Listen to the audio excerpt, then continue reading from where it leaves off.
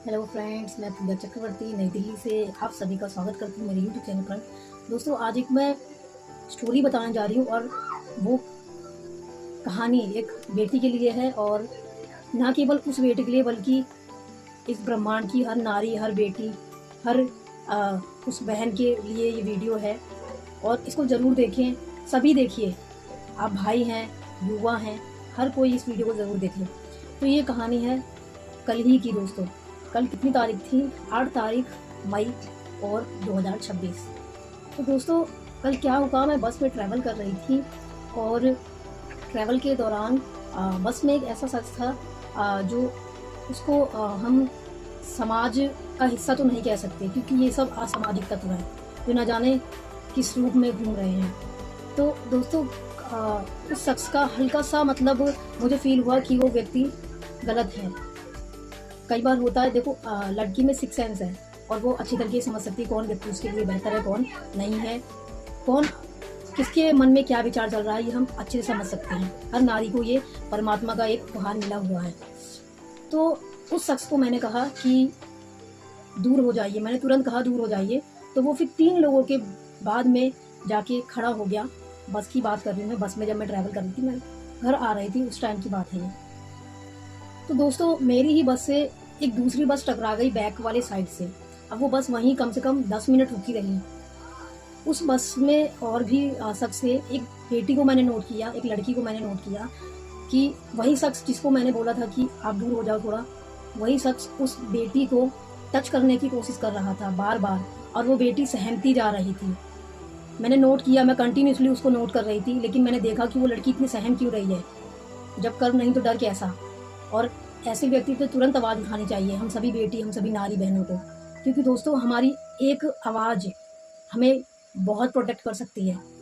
तो कंटिन्यूसली वो व्यक्ति उस बेटी को टच करने की कोशिश कर रहा था, और वो बेटी सहमी हुई सी अपने आप को सेव करने की कोशिश कर रही थी।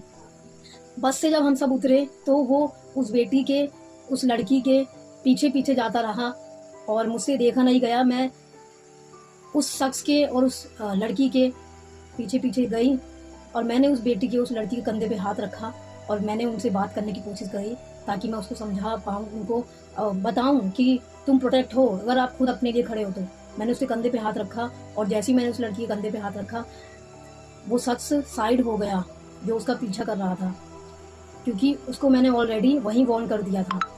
तो दोस्तों, उस लड़की से मैंने बात करना शुरू किया और मैंने उनको फिर समझाया कि ऐसे तुम रोज ट्रैवल करते हो, न जाने कितने शख्स आपको मिलेंगे, एक बार आवाज़ उठाने की देरी है।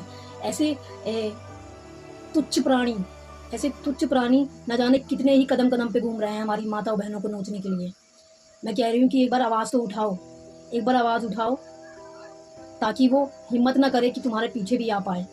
तो उस बेटी ने जाते जाते मुझसे क्या कहा, जब वो मैंने उसे प्रोटेक्ट किया, मैंने उसे समझाया ये बात कि अगर आज आप अपने लिए नहीं खड़े हो ना, तो कल कोई तुम्हारे लिए खड़े नहीं है। तो आवाज़ उठाना सीखो। तुम रोज़ ट्रैवल कर रही हो, रोज़ अपने परिवार के लिए बाहर निकल रही हो, ऐसे बहुत कुत्ते तुम्हें नोचने के लिए आएंगे, तुम्हें डट के सामना करना पड़ेगा।